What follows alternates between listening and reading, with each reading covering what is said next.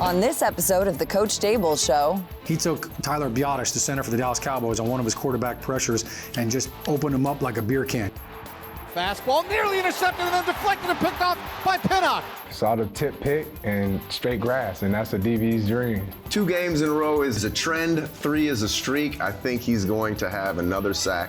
When he's on the move, he can make plays off schedule. It always starts with your team and making sure you're taking care of the fundamentals and doing the things you need to do to execute to try to win a game.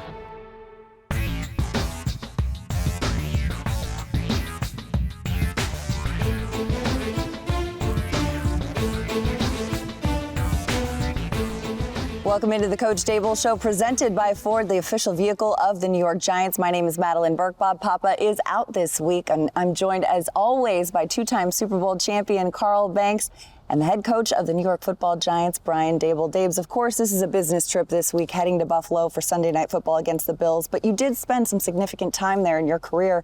Are you going to give yourself a moment to be nostalgic before the game at all? No, you know, I've been in this league a long time, so I've played in a lot of stadiums and places that I've coached previously. Have a tremendous amount of respect for the Pagula family, for Brandon Beane, for Sean McDermott, for all the players, Josh Allen and Stephon Diggs and the rest, Gabe Davis, I can go on and on, Micah Hyde, just a great group of people that work there, a tremendous organization, and a big challenge.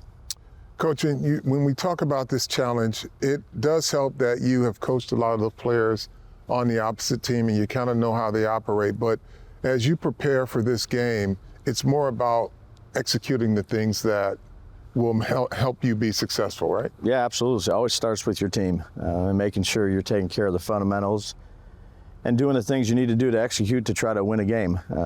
Again, tremendous amount of respect. This is an explosive team, an explosive offense led by one of the best quarterbacks in the game. He's got a lot of weapons around him.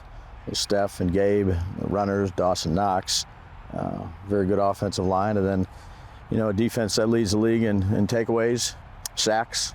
So they play complementary football, excellent special teams unit. They've been together for quite some time. You know, Sean runs a great program there. It's got longevity. They built it the right way, and be a tough challenge.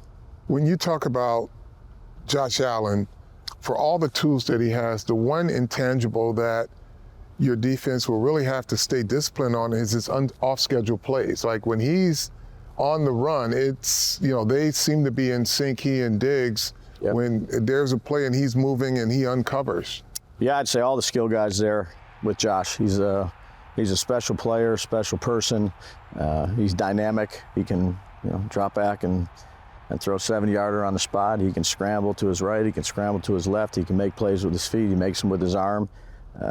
So he's one of the best in the game. He and Stephon Diggs have such a special chemistry, it seems, too. Stephon Diggs gone over 100 yards for 5 games already, 5 touchdowns on the season.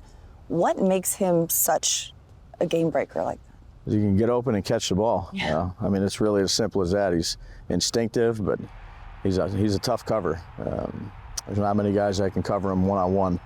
And, you know, Josh is obviously looking to him, I'd say, in critical situations, and Steph delivers. Coach, your message to the team, obviously, this is not the season that you're expecting to date. Sure. But there's always a message that has to be consistent. What is that? Yeah, incremental improvements. You know, you take a look at the tape like you do every week, and there were some things that we did better, but just not enough. So to get 3 turnovers on defense when you haven't had any, to protect the ball when you've turned it over every game, those usually help go a long way. But, you know, the explosive plays, the lack of them that we've had on offense and the explosive plays that Miami generated were big.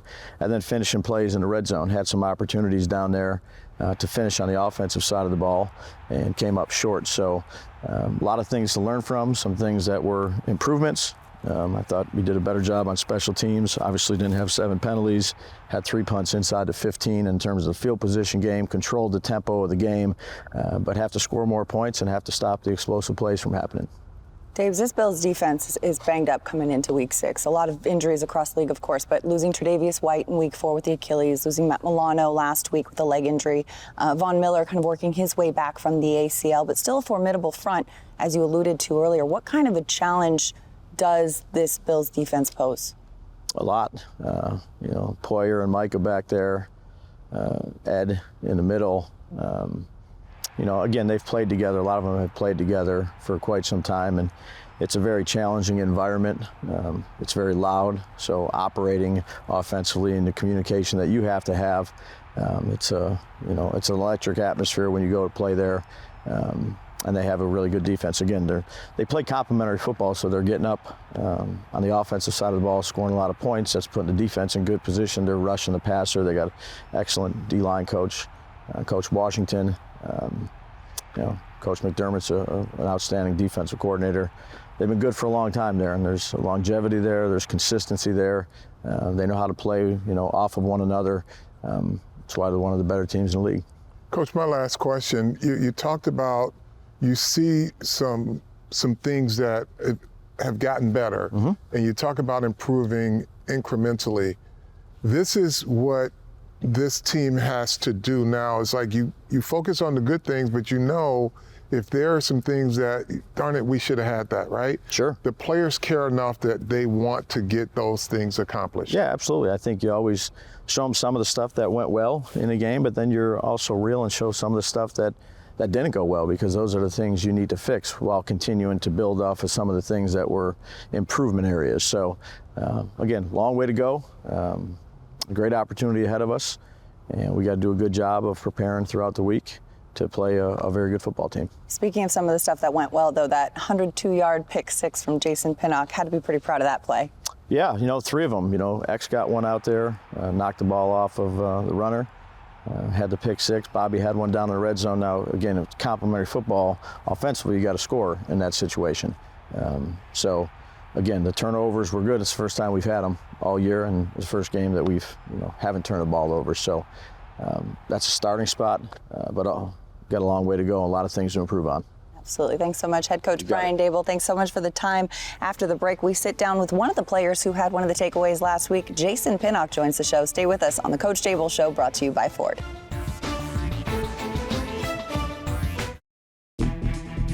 So it's 3rd and goal at the 4. Tua calls out signals. Takes the snap. He's looking to his left. Fastball nearly intercepted and then deflected and picked off by Pinnock. Pinnock up the right sideline. Pinnock needs a block. Pinnock across midfield. Jason Pinnock is going to take this 101 yards for a Giant touchdown. Okereke tipped it, and Pinnock did the rest. Just what the doctor ordered there. Pinnock's first career interception couldn't have come at a better time. That boy's trying to join the Honey Bun Club. The Honey Bun Club. Better stop playing with you.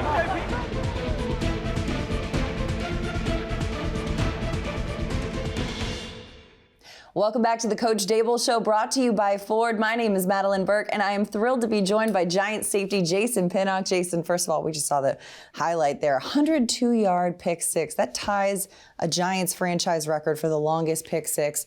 It's also the longest play in the NFL to the season to date. Walk us through what happened there.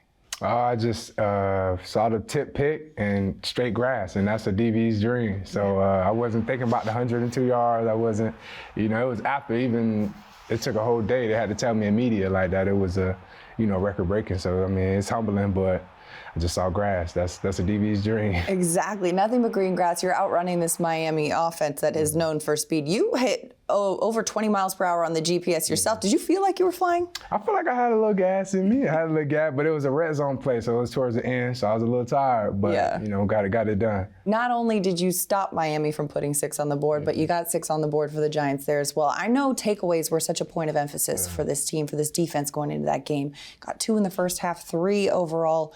Winning the turnover differential in that game, how important is that for the defense?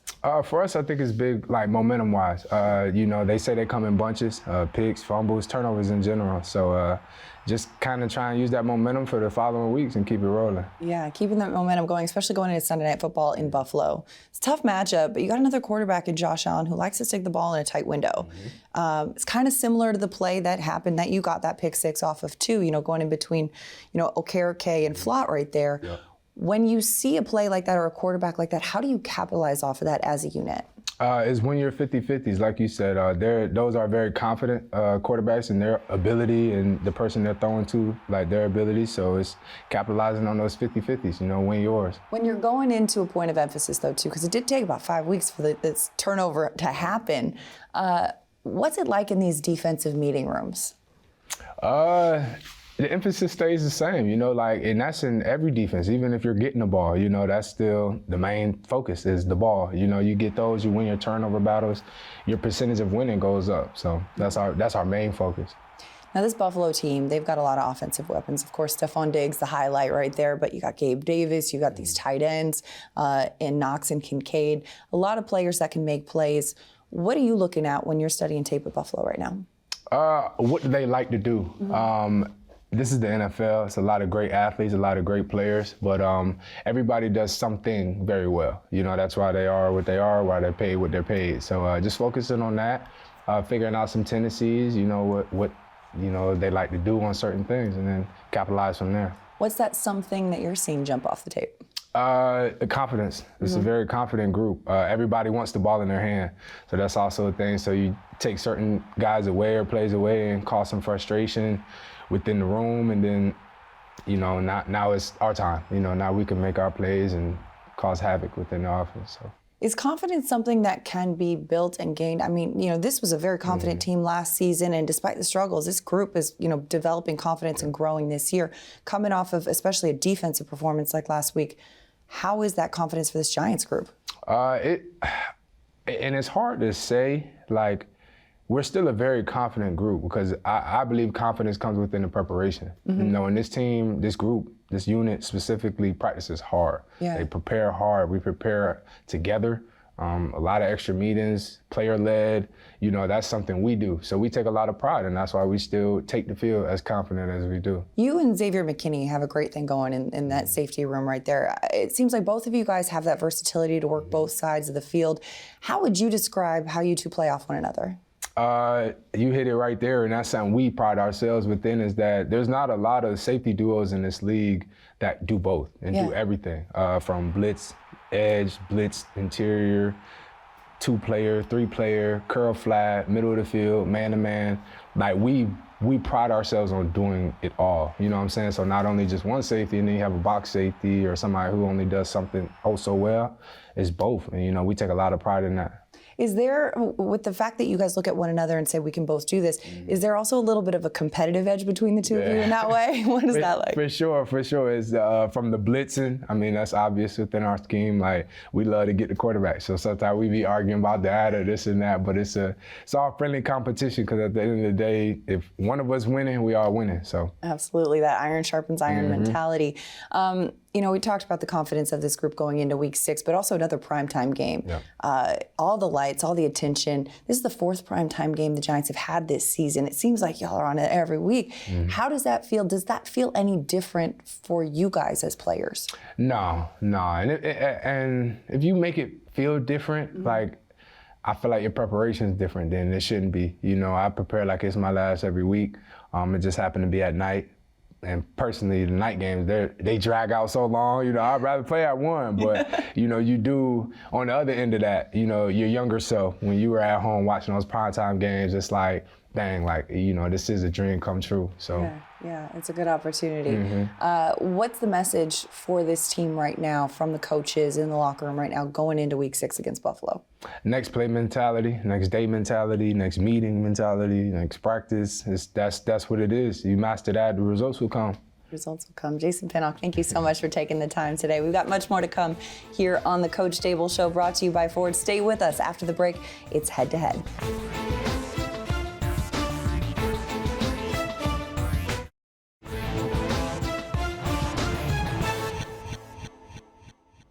Welcome back to the Coach Daboll Show, presented by Ford. As we look ahead to the Week 6 matchup between the Giants and Bills on Sunday Night Football, let's go for the matchup within the matchup. It's head-to-head with Paul Dottino and Sean O'Hara. Okay, so let's take a look at a couple of the key players and key matchups in this weekend's game, Sean. And first up in our head-to-head, we've got the interior lineman, Ed Oliver, going up against Ben Bredesen. Oliver had a career-high 9 tackles in a game earlier this year against Jacksonville, and man, is he having a breakout season. He's had at least part of a sack in 4 of Buffalo's first 5 games. He's tied for the NFL lead with 9 tackles for a loss, and he also is tied for 4th with 9 quarterback hits. For Bredesen, this is quite a challenge. Ed Oliver is a great player. He's got an exceptional motor. Very quick off the ball, is strong, good change of direction. So, he's somebody that we're going to look out for, and it's going to be a good matchup. He's part of the new breed of defensive tackle, which, is a little bit more slender, not a 335 or 340-pound nose tackle. How difficult is it to go up against one of those types of guys when a lot of the league is going to the bigger defensive tackles? Yeah, obviously, there's a different challenge that comes with some of the bigger defensive tackles or one of the quicker ones. Both have their strengths and things that you need to capitalize on. Like I said before, Ed's a great player with a great motor and great get-off, so it's going to be a good challenge for us. Well, look, for Ben Bredesen, he knows he's got his hands full with Ed Oliver, who likes to build everything off of power. So whether Bredesen's playing center or playing guard, he's going to be matched up against Ed Oliver. They really like him as the wide 3 technique, so he'll be mostly going up against the guard in that capacity. But you mentioned the sacks and the tackles for a loss. This is an every down defensive lineman. This is not just a pass rush specialist. You see the 4 sacks on there, and he had a monster game against Jacksonville. He actually had a sack on Trevor Lawrence, sack force fumble. As much as he has the same exact measurements as Aaron Donald, he's much more of a power and bull rush guy than he is kind of flip the hips and beat you around the edge. But the thing that really shows up on tape, Paul, is his motor. It never stops. His feet never stop. His hands never stop. A lot of these stats that you're seeing right here, these are hustle plays. He does a great job of fighting off blocks. There was a play against the Miami Dolphins where he basically just took the guard and shoved him in the backfield a number of times, ran down the line, had a big hit on the running back. So this is a big challenge for the Giants offensive line. I know Ben Bredesen is looking for a bounce back game. And the biggest thing is you have to stay on Ed Oliver.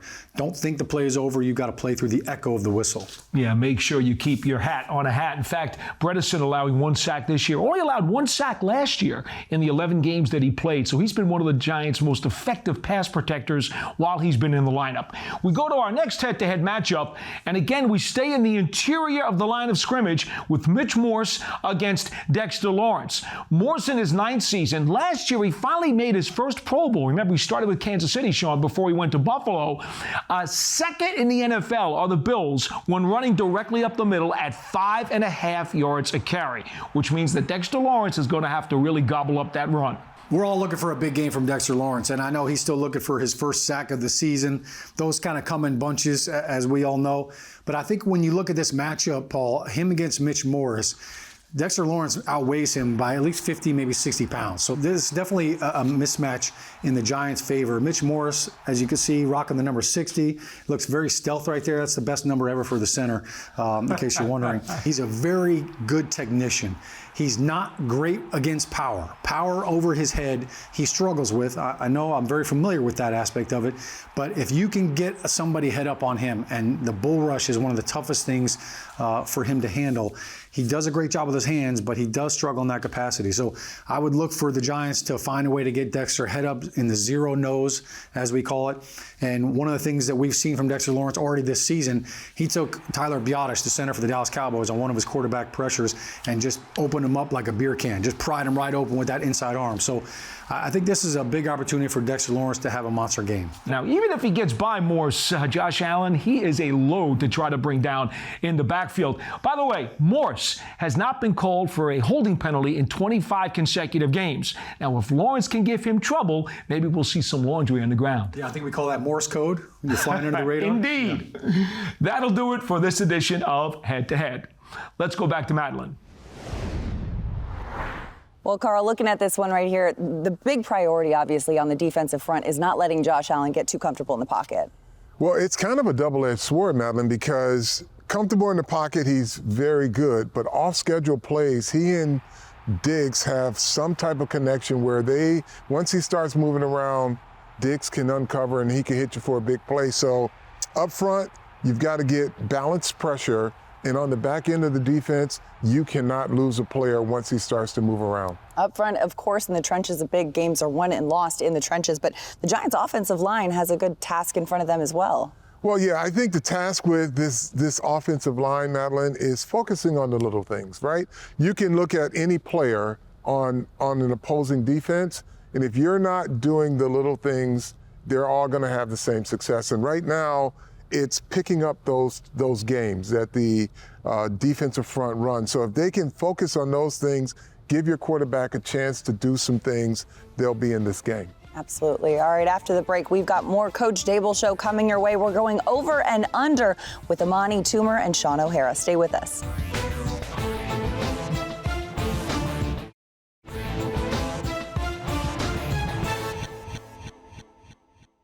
Welcome back to the Coach Daboll Show, brought to you by Ford. Madelyn Burke, along with the Super Bowl champ Sean O'Hara and the Super Bowl champ Amani Toomer. And time for a little Week 6 over-under, brought to you by the New York Lottery. You know the rules. I'll throw out a stat and you'll see if you think we're going to go over or under this week on Sunday Night Football. Starting, of course, with Darren Waller. Over or under 6.5 catches, Sean, for the Giants tight end. I like the over for Darren Waller. We kind of saw him coming off his career high for the Giants with 8 catches, 86 yards. I think against this Buffalo Bills defense, who's more a zone defense than man, I think we're going to see him have a lot of production. And I think just kind of for him, it's all about finding that space. And I think he does a really good job of sitting down in space. He understands the coverages. So I'll take the over on this one. Let's go Darren Waller. Yeah, I think I agree with you. I go over with Matt Milano being out this week. There's going to be some space in there. There's going to be easy throws. We know that the offensive line has had its difficulties in holding out these pass rushes. We know the Buffalo Bills have a very strong pass rush. The Giants want to get the ball out of Daniel Jones's hand as quick as possible. There's no easier way than right over the middle. That's where the tight ends do work. I'm definitely going to go over. I'm going to agree and take the over as well, just because last week we saw Darren Waller's targets increase tremendously. He was targeted 11 times in that game. His usage has gone up week in and week out. I think that's going to be continuing to be the trend on Sunday Night Football. All right, Amani, starting with you on this one. Kayvon Thibodeau, over or under a half a sack? I'm going over. I mean, he's, this is going to be 2 games in a row is a trend. 3 is a streak. I think he's going to have another sack. I really like what he's doing so far. Now he's really starting to hone in, and I'm excited to see what kind of season he can put together. I'm really interested to see what I'm with you too. I'm going to go Optimus Prime here. Absolutely. All right. I think when you look at Josh Allen, as much as he's a tough quarterback to bring down, he will hold on to that ball a little bit longer than most quarterbacks will. He'll try to keep that play alive. So I think that bodes well for Kayvon Thibodeau, who has definitely created a lot more production. A lot of his production, too, has kind of been off of that effort, that not beating a guy with the first move, but finding a way to get to the quarterback. This will be a tough matchup. Deion Dawkins, the left tackle for the Bills, is a very athletic and very big tackle.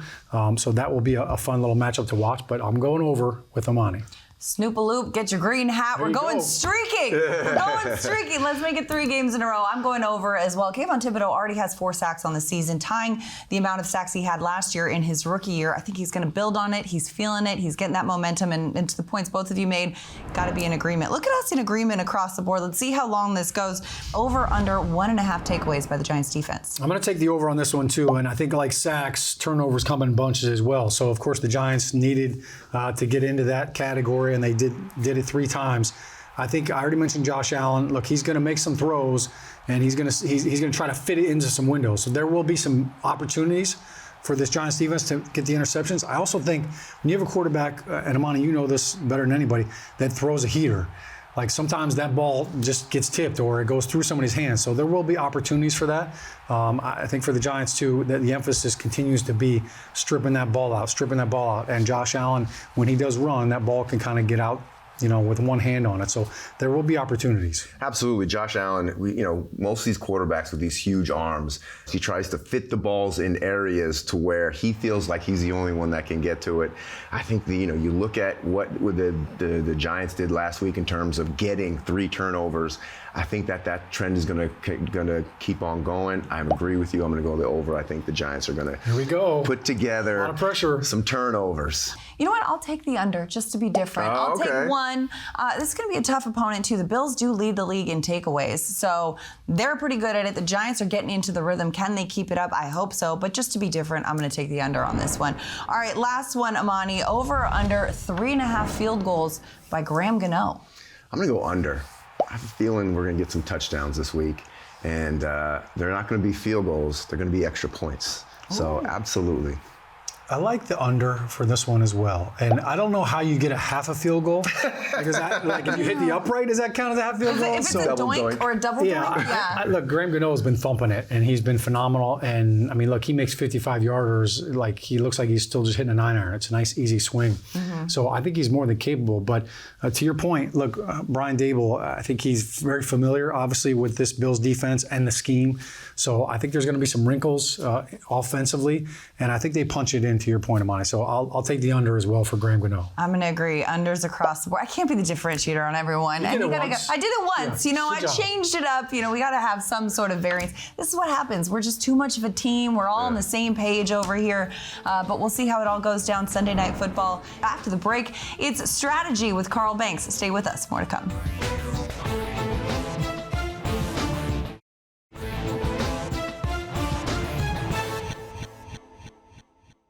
Welcome back to the Coach Daboll Show, presented by Ford. Madelyn, Burke, and Carl Banks here, looking ahead to the Giants-Bills game. And Carl, of course, you can't look at the Bills without talking about quarterback Josh Allen. Of course, his arm, a big point of emphasis, but he adds another dimension with his ability to make off-schedule plays. Yeah, and here's a perfect example is he's got such great arm strength, Madelyn, but when he's on the move, he can make plays off schedule. So the key is a balanced pass rush, and I'll show you why. Let's just take a look here. He's in the red zone.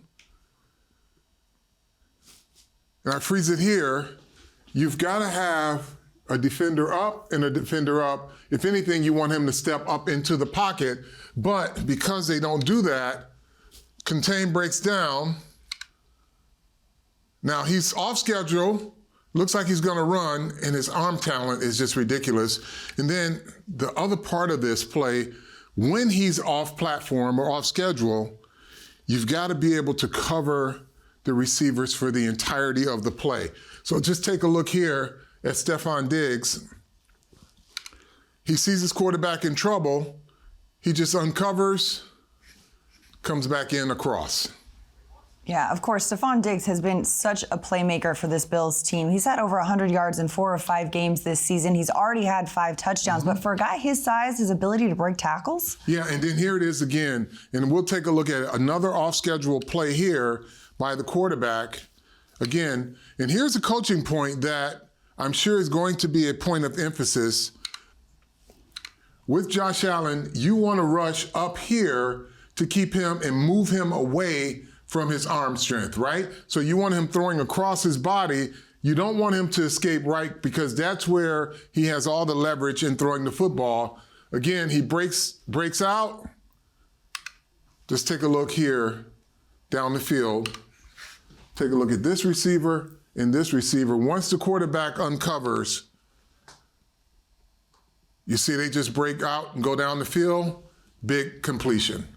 Now we'll take a look at Stefon Diggs now and just his ability to break tackles and make plays.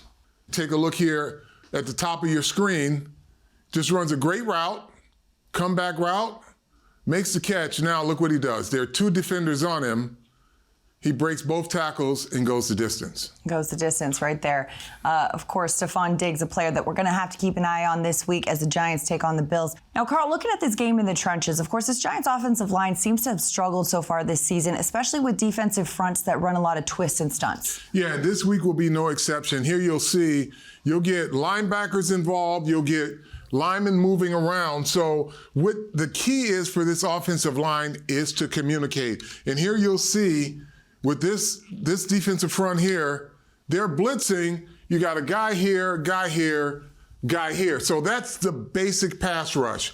But where they get you is you're running a twist with your two linebackers, and it's going to cause confusion. As you can see, they got everybody picked up, one guy running free because you got three guys blocking two. And so communication is very important. And if you don't do that, and this has been a challenge for this defense, if you don't do that, then you're going to continue to have your quarterback under duress. Absolutely. And Giants have had a lot of duress for the quarterback position so far this season. Hopefully they can shore that up in Week 6 on Sunday Night Football. That's a wrap for Strategy with Carl Banks and Madelyn Burke. We've got more to come here on the Coach Daboll Show, brought to you by Ford. After the break, Paul Dottino and Amani Toomer go above the numbers. Stay with us. We'll be back after this.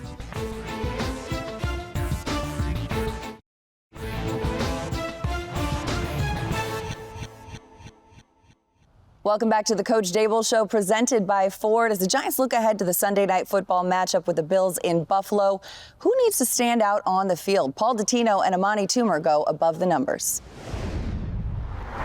All right, so Amani, let's focus on some key guys in this game against the Buffalo Bills. Who's up first above the numbers? My guy above the numbers guy is Daniel Bellinger. This is a guy who had an impressive start last year to a season. Now with Darren Waller in, he's a little bit de-emphasized because he's not the number one tight end. He has an opportunity to have some favorable matchups. And this offense needs somebody to create some first downs, to get the ball rolling, to keep these drives alive. And I feel like if Daniel Bellinger, steps his game up, they'll give another weapon for this offense to create a little bit more matchups, create a little bit more deception for the defenses that are going against this weekend, the Buffalo Bills, to think about, as opposed to just keying in on Waller. That could be a really good pick, Amani, if the Giants use a lot of double tight ends against the Bills. Now, of course, Bellinger's been banged up just a little bit, so that's also hurt some of his playing time. But I want to give you one really cool number. Over his 2 years with the Giants, he's caught 34 passes and only had one drop. You could appreciate that for sure. Yeah. I never had one, so. Yeah, I got you. One thing the Bills are going to want to let you know about is that they're one of only 8 teams in the NFL this year not to allow a pass receiving touchdown to a tight end. Now, I'm going to go to the other side of the ball and go to Isaiah Simmons. Now, folks, you know that last week he had his first start of the season. Well, it also so happens that against Miami, he played 100% of the snaps, and he had a season-high 9 tackles. Now, that is only 4 off of his career high. Remember, he started his career with the Arizona Cardinals.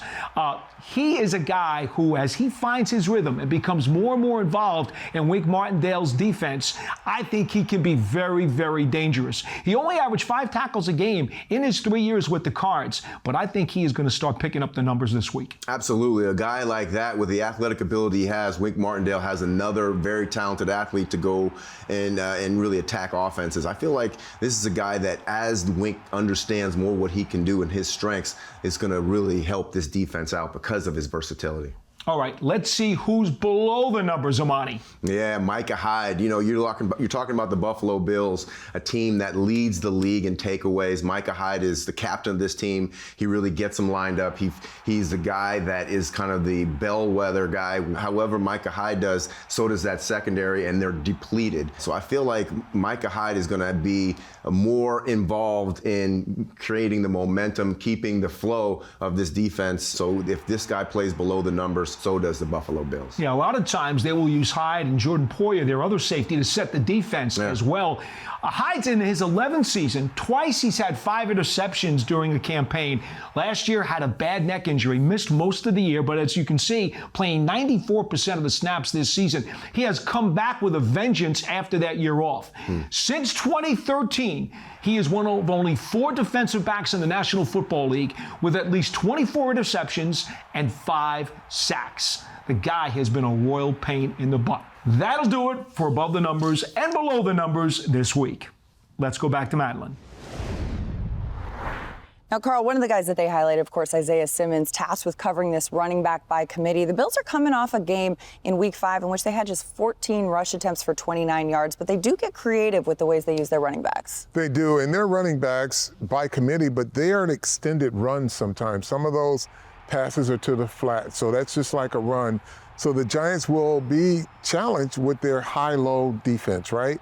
If you commit too fast to a back, they're going to hit something behind you. So they'll have to be very disciplined. Discipline indeed on both sides of the ball, especially going up against the duo of Micah Hyde and Jordan Poyer, one of the best safety duos in the league. What are they facing there? Well, listen, your quarterback can't put the ball in harm's way. That means they've got to give him protection to make good, clean reads. And the way this offense is set up, they can manipulate safeties, but your quarterback has to have time to do that. And protect the quarterback, of course, always a point of emphasis, especially on Sunday Night Football when the Giants face the Bills. But these two teams have a bit of history.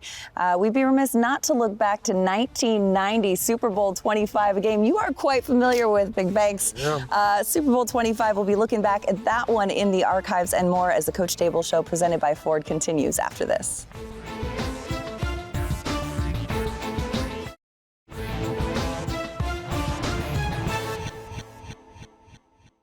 Welcome back to the Coach Daboll Show presented by Ford. Before we look ahead to the Giants and Bills game on October 15th of 2023, let's look back to a Giants and Bills game on January 27th, 1990. Whitney Houston sang the most iconic national anthem at a Super Bowl as the Giants came away with a Super Bowl 25 win. The 25th Super Bowl matches the NFC champion New York Giants against the favored AFC champion Buffalo Bills. Showtime, hey, baby. What you talking about? Showtime. Talk to me. We were going against a team that was supposedly the lock of the year to win the Super Bowl, and we were underdogs again, but we liked that role. Despite the Giants' efforts to slow down the Bills' vaunted offensive attack, Buffalo would still get out to an early first-half lead. And like true champions, they picked themselves up and summoned the courage and strength to fight back with a 2-minute drill before the half.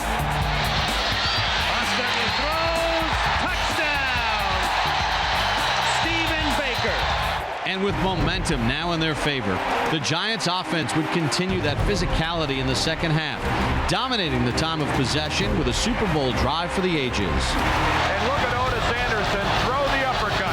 He looked like Muhammad Ali winding up, hopped in with that stiff arm. In another signature play of the game, the drive would be kept alive with Mark Ingram's clutch reception on 3rd and 13. He's got Ingram for maybe a first down. He'll try to the 20. Yes, he's got it. What effort. What effort. Giants on the 1.5-yard line. O.J. touchdown. Giants take the lead. But the Bills kept fighting, and they would put themselves in position for one shot at victory. Oh, boy. Hearts beat faster in Buffalo. High drama here in the Super Bowl. Here comes number 11, Scott Norwood. Back, bunt, in the air, cut the distance. It is no good. Giants win. Giants win. Giants have won Super Bowl 25. That victory was the embodiment of what Giants football was about.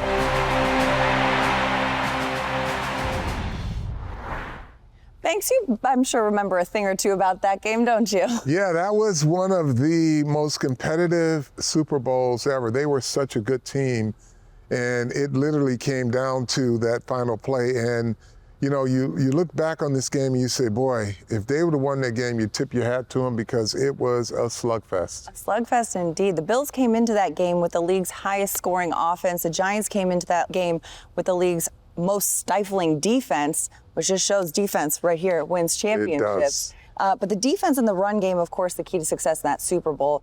The Giants are kind of looking to get back on track, and with the hopeful return of Saquon Barkley this week, can they find a formula for success with defense and run game? Well, the run game will keep your offense on schedule.